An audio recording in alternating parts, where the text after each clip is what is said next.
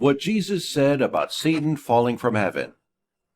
In Luke chapter 10, verse 18, Jesus says, "I saw Satan fall like lightning from heaven." The context of these words is the return of the 70 disciples that Jesus had sent out to evangelize and prepare his way to Jerusalem. Luke chapter 10, verse 1 through 2. Now after this, the Lord appointed 70 others, and sent them out ahead of him, 2 by 2, in every city and place where he was about to go. He was saying to them, "The harvest is abundant, for there are many who need to hear the good news about salvation, but the workers, those available to proclaim the message of salvation, are few. Therefore, prayerfully, ask the Lord of the harvest to send out workers into his harvest." As the 70 returned from their assignment, they were delighted to learn that even the demons had been subjugated to them. Luke chapter 10, verse 17 through 18. The 70 returned with joy, saying, "Lord, even the demons are subject to us in your name." He said to them, "I watched Satan fall from heaven like a flash of lightning." The response that Jesus provided can be interpreted in 2 different ways. First, it may mean that he saw in their success an earnest of the eventual fall of Satan from heaven. This will occur during the tribulation period and before Christ's glorious reign on earth. A second possible reading of Jesus' statements is that they serve as a caution against pride, and it is as if he were saying, "Yes, you are quite heady because even the demons have been subject to you. But remember that pride is the sin that gives rise to all others. Lucifer's fall from grace and his expulsion from heaven were brought about by his inordinate amount of hubris. Take care to steer clear of this potential hazard." In referencing Satan's fall from heaven, Jesus most likely had in mind Isaiah chapter 14.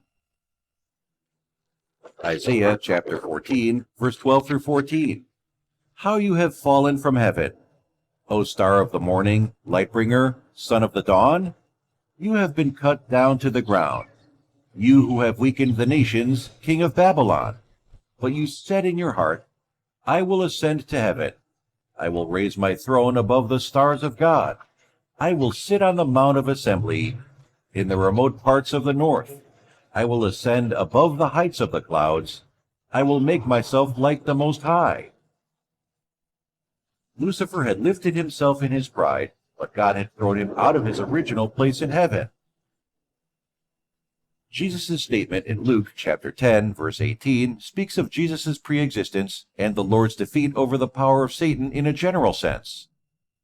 Luke chapter 10, verse 18, Amplified Bible. "He said to them, I watched Satan fall from heaven like a flash of lightning." When Jesus' disciples returned to report their joy at their authority over demons, Jesus told them they should not have been surprised. Satan is a fallen adversary who has always been subject to the authority of God's Son. Jesus had dispatched the 70 in his authority over the demonic realm. The fact that Satan fell like lightning indicates that his punishment in heaven was swift and obvious.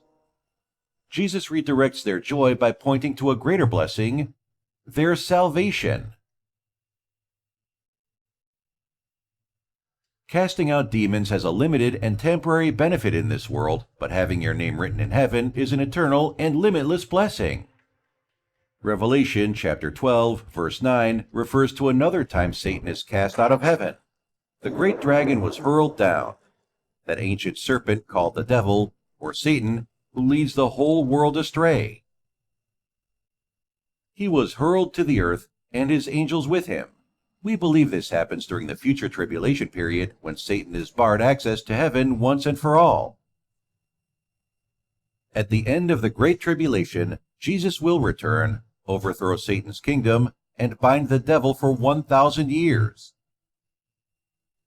Revelation chapter 20, verse 1 through 3, Amplified Bible. "And then I saw an angel descending from heaven, holding the key of the abyss, the bottomless pit, and a great chain was in his hand. And he overpowered and laid hold of the dragon, that old serpent of primeval times, who is the devil and Satan, and bound him securely for 1,000 years, a millennium. And the angel hurled him into the abyss, and closed it and sealed it above him, preventing his escape or rescue, so that he would no longer deceive and seduce the nations until the 1,000 years were at an end. After these things, he must be liberated for a short time."